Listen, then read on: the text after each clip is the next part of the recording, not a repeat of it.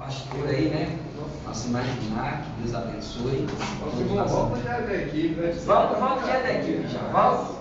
Ele já é da equipe Maravilha, ele está alinhado conosco aí no projeto Vida Nova. Quando não está aqui, está pelo Face. Quando não está aqui, ele está no Face. E agora ele está fazendo o mesmo que a gente, botando os vídeos do Face do que acontece aqui. Às vezes a gente está no oculto aí, você não sabe o que está acontecendo aqui dentro, está tocando a música, mas Deus está falando conosco aí, a gente grava e coloca no Face aí.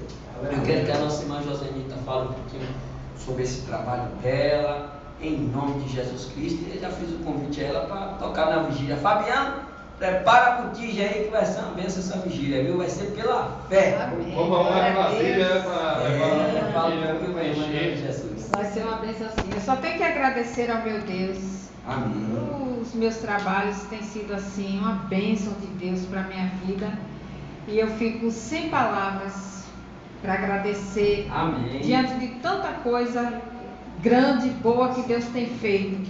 Tem sido assim presente de Deus para a minha vida, e eu tenho certeza que tem abençoado vidas através dos louvores, e que vidas também têm sido libertas, e Jesus também está salvando através do louvor.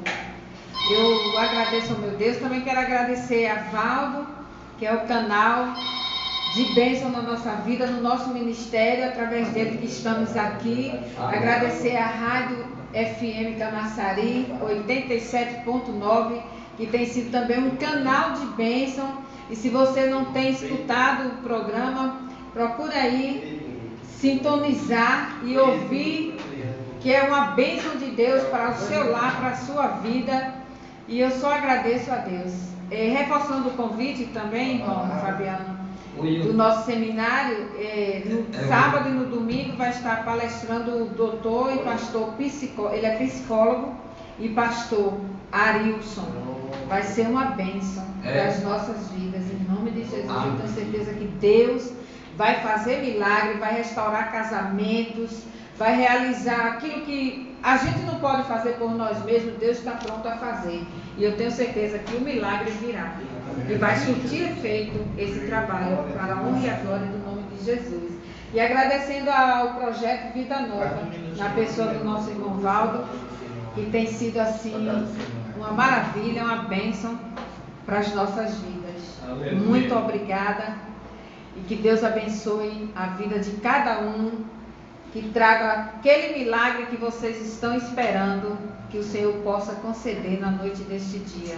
Amém. E você, ouvinte, que ainda não fez o seu compromisso com Deus, procura fazer, porque Jesus está voltando e vem buscar um povo lavado e remido no sangue do Cordeiro, através do sangue de Jesus, que foi vertido na cruz do Calvário pelas nossas vidas.